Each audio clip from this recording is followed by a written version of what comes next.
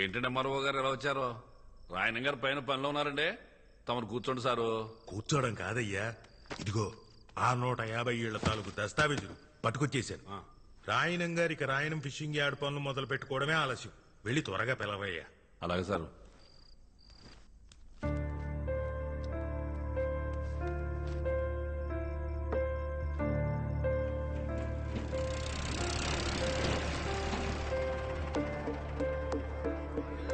వచ్చి 40 నిమిషాలు అయింది, త్వరగా పిలువు. వచ్చేస్తారు సార్, ఓపు కట్టండి. ఎంతసేపు చూస్తారా లోడు మీరు?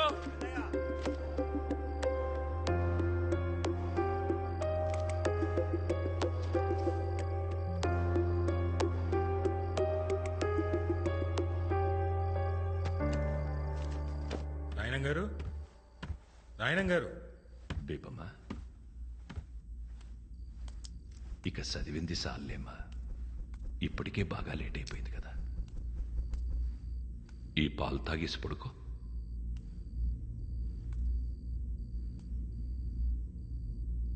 ఇక చాలమ్మా, ఆ పుస్తకాలు పక్కనెట్టు.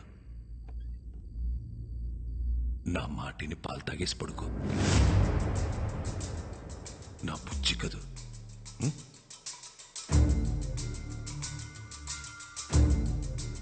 నీకే చెప్పేది, నా మాటినమ్మా. తాగు, చదివిద్ది చాలమ్మా. 7 గంటలైంది. బేబమ్మని రెడీ చేయండి రా.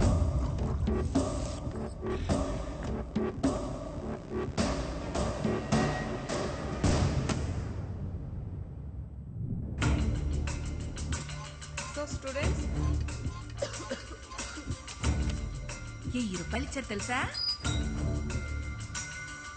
మరోగారు కూర్చోండి. గదిలో బేబమ్మ లేదయ్యా, ఖాళీ కూర్చుతో మాట్లాడుతున్నాడు. పెట్టుకునే ఇంట్లో వాళ్ళకి పిచ్చిగాని పట్టింది. రండి సార్, ఎవరినైనా పిలవండి, ఆడు చెప్తాడు నిజమే. నా మాటిని రండి.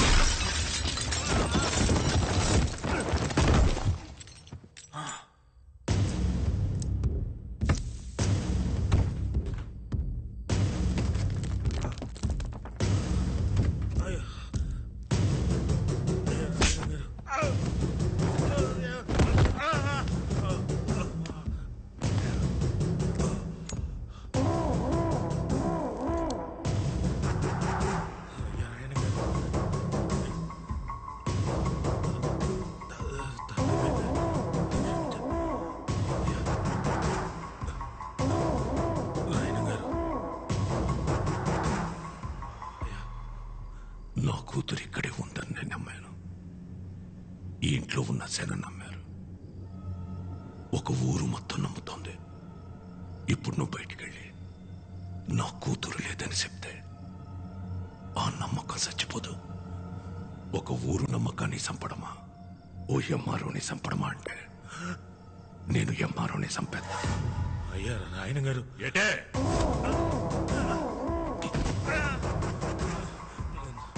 నాకు కూడా బేబం కనపడుతున్నారండి.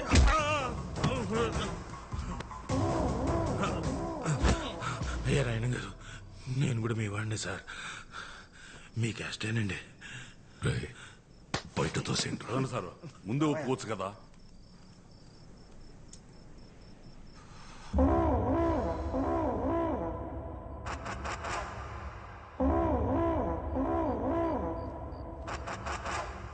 ఒరే పిచ్చనా కొడక, నిజం చెప్పిన ఎంఆర్ఓని ఎందుకురా కొడతావు? ఆడు చెప్పిందే నిజం. నీ కూతురు ఇంట్లో నుండి వెళ్ళిపోయి ఇయాల్టికి సుమారు 5 నెలలైంది. అది ఇంకా ఇంట్లోనే ఉందని ఊరు జనాల్ని మొత్తం పరువు గురించి ఆలోచించాల్సిన అవసరం నీకు లేదు. ఎందుకంటే నువ్వు కూతురుతో పాటు కొడుకుని కూడా కన్నావు కదా. నీ పరువు ఎక్కడ తిరిగినా సాయంత్రానికి ఆడి ఇంటి కట్టుకొచ్చేస్తాడు. నాన్న, నేను కూతుర్ని కన్నాను. నా పరువు ఏ ఊళ్ళో తిరుగుతుందో తెలియకుండా ఈ ఊళ్ళో తిరగడం ఎంత కష్టమో నీకు తెలుసా? తెలుసా? దొరికితే ఆడు సావాలా, లేదంటే నేను సావాలా. ఏటే అరా ముసలి, జ్వరం ఉన్నదని ఆటకు రావద్దన్నాను కదా, ఎందుకు వచ్చా? ఇప్పుడు వెళ్ళలేదనుకో మళ్ళీ సాయంకాలం వచ్చి పడుస్తాను. రాసి మీ ముసలి దగ్గర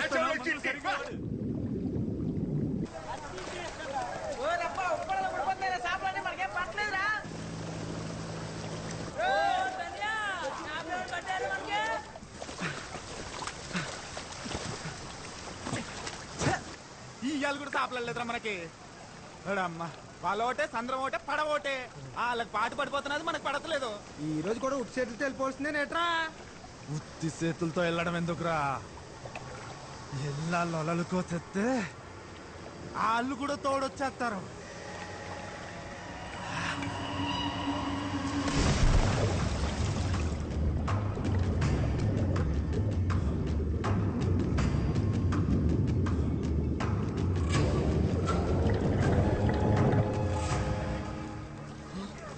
ఇదేంటి పొలానికి వెళ్ళి కూర్చుంది? మాయా పట్టం వాళ్ళు మన వాళ్ళని మళ్ళా కొట్టేశారు.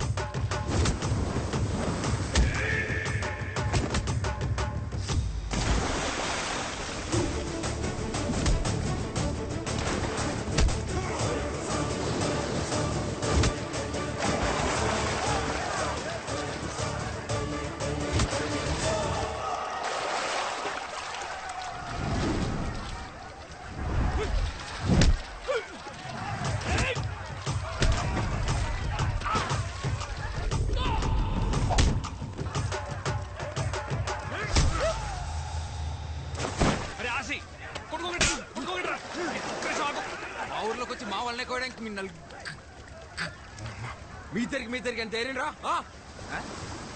నలుగురుంటే ఇద్దరిద్దరు అంటావేట్రా? నలుగురిలో కావుంది కదా. ఉంటే గావుంటే మా వాడికి గాచరం నోరు తిరగదులే. అందుకే మీ నలుగురిని ఇద్దరిద్దరే ఇడి తీసి ఆర్నింగ్ ఇచ్చేస్తున్నాడు. కోసిన వాళ్ళకి పోయిన చేపలకి పొత్తు డబ్బులు కట్టండి. కట్టండి. కట్టాలి. మేము గోయడం మీరు ఏమైనా చూసారా?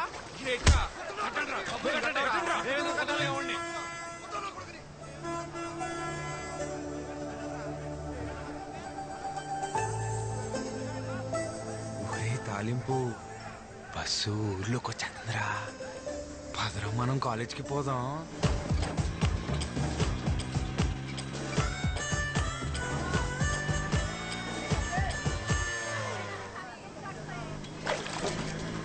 నేను స్నానం చేసి వెంటనే వచ్చేస్తాను. రెడీ అయిపోరు. మన సంతలో లంగా జాకెట్ చూసానే, బాగుంది. నీ బిందులా పోమంది.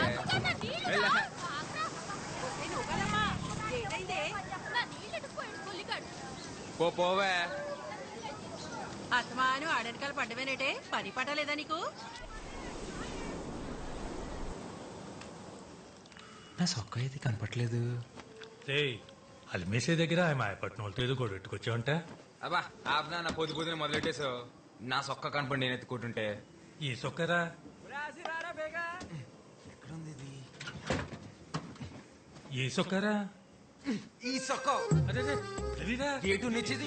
రాత్రంతా కష్టపడి తీసి పెట్టుకుంటే ఆపనా. బయటకు వెళ్ళాలా నేను? అరే, ఏమైంది ఇప్పుడు? ఇంకో సొక్క లేదట నీకు? లేదు. ఏంట్రా ఇది? ఇప్పుడు చూడు, కష్టపడి ఇస్త్రీ చేసుకుని మొత్తం పోయింది. అదే ఆసి ఆసి బయటకెళ్లే ముందు బైబిల్లో వాక్యం చదివించాలరా. ఆ బైబిల్ నిండా స్పీడ్ బ్రేకర్లే, నేను చదవలేను. నీకు పలక నచ్చిన వదిలేసి మిగిలింది చదివినిపించరా? అబ్బా నాకు చాలా పని ఉంది అన్న. ఇంకేసేపు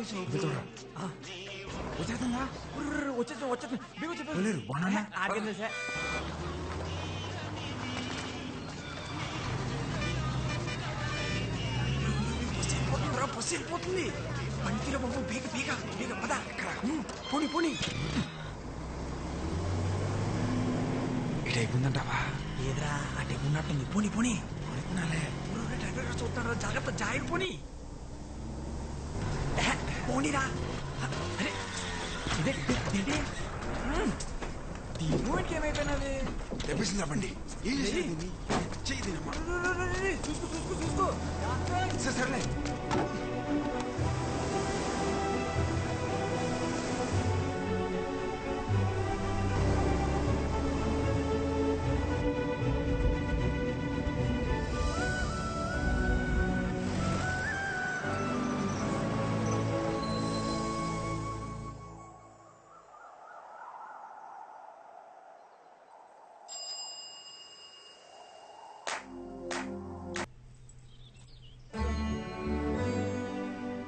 అమ్మా సూపర్ ఉన్నావు తెలుసా? అయ్యా కళ్ళద్దాలు ఎక్కడ పెట్టారే?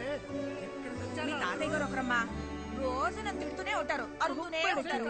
వస్తున్నాను అయ్య గారు. ఊపడకు కనకం, త్వరగా ముసల్దాన్ అయిపోతావు మా తాతయ్య లాగా. కనకం తాత తాత తాత కోప్పడకు తాత, ఇంకా ముసలాడు అయిపోతావు.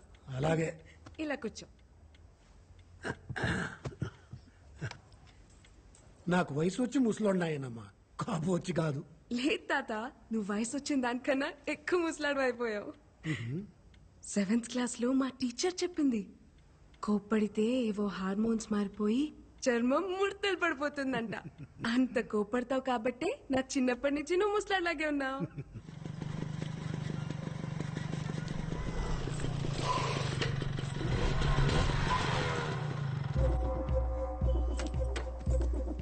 ఆగవే, మొత్తానికి నీ పంతం నెగ్గించుకున్నావే. మా ఆయన ఒప్పించి టౌన్ లో కాలేజ్ జాయిన్ అయిపోయావు. ఎప్పుడు ఊరికి రాని బస్సు నీకోసం ప్రత్యేకంగా మా ఊరికి రప్పించేశాడే. మామూలుగా లేవే. అయినా ఉన్న బరువులు చాలబట్టే కొత్త బరువులు మోయడానికి ఆ బ్యాగిటీ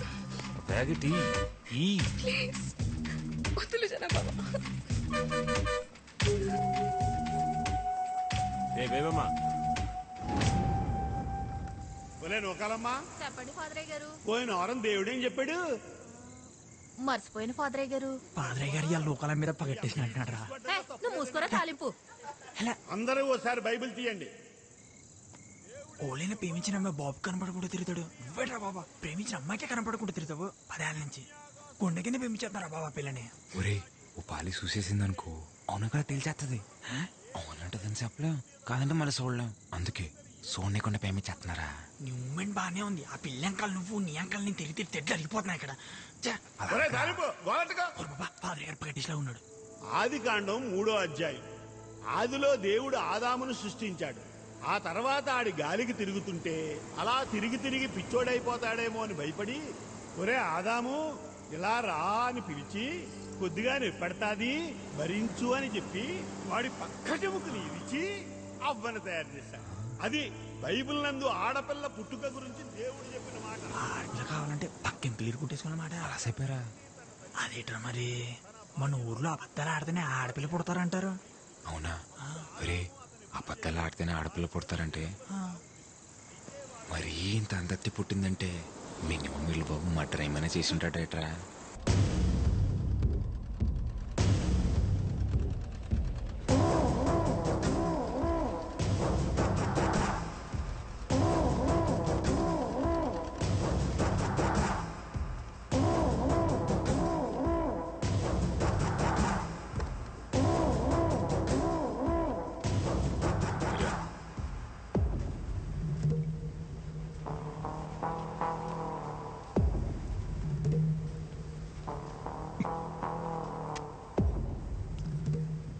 తీయగా ఉందిరా గోవిందు. పందారు ఎక్కువైపోయినట్టుంది. చూసుకోదయ్యా, ఇంకొట్టి తెస్తాను. అవసరం లేదు గాని గుప్పుడు పందారు అందుకు.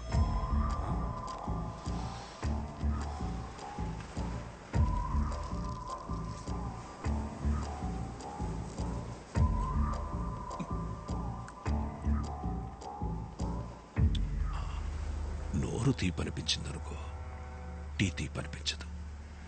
ఏ శానైనా డీల్ చేయాలంటే వ్యవహారం మొత్తం పాడు చేయని అవసరం లేదు. దాంట్లో మనకి నచ్చని గుణాన్ని తీసేస్తే చాలు. ఏటే రంపే, ఊళ్ళో జనాల జబ్బులకి చిట్టీలు రాసి రాసి అలవాటైపోయి నువ్వు నీ స్నేహితుడు నా మీద కలెక్టర్కి ఏదో సిట్టి రాశారంట. ఏంటి మరి రాయరేంటండి? నేనే రాయమన్నాను. ఎత్తులో ఉన్న ఇళ్ళని వదిలేసి వెళ్ళిపోమంటే ఎక్కడ పోతామండి? మేము వేసుకెళ్ళే పడవలు మేమో కానీ సముద్రం మాత్రం మీ సొత్తు కాదు కదండి. ఫిషింగ్ యార్డ్ కట్టడానికి మేము ఒప్పుకోమండి.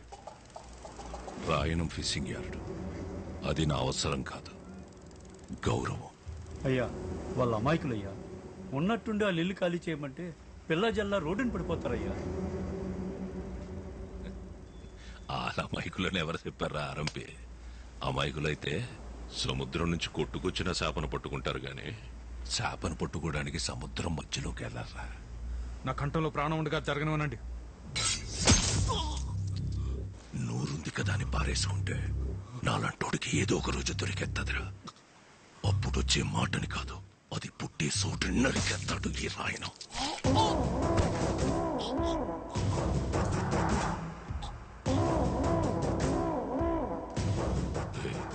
నీ గొంతులో భయం బతికినట్టుంది. ధైర్యం ఆటోమేటిక్ గా చచ్చిపోయి ఉంటుంది. బతుకుపో.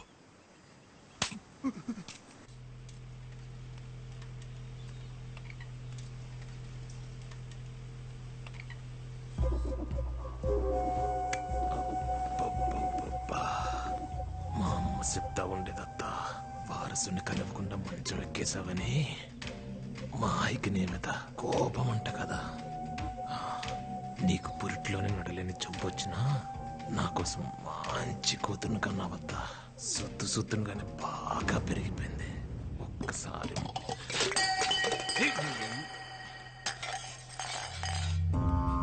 అమ్మా, ఏమైందమ్మా?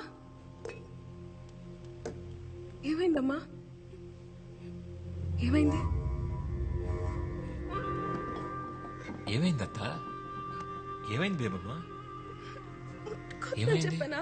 నువ్వు వద్దని చెప్తూనే ఉంటావు, నేను ముట్టుకుంటూనే ఉంటాను. చేతి నానా, నానా చూడండి నానా, జనాభా వద్దన్న ముట్టుకుని మాట్లాడుతున్నాడు. ఒక్కసారి కొట్టి చెప్పొచ్చు కదా. అదే లేదు మాయా, పొరపాటున చేయి తగిలితే దాన్ని కూడా రాదాంతం చేస్తుంది. ముందు నువ్వు కాలేజీకి వెళ్ళు. రండి బియ్యారావు గారు. ఆడపిల్లక పుట్టడం నా తప్ప అమ్మా. ఆ జనాగాడిని ఎన్నిసార్లు కొట్టి భయం చెప్పమన్నా చెప్పరు, పరుగు పోతుందని. అయినా నిన్నే పట్టించుకోలేదులే, నన్ను పట్టించుకోవడానికి.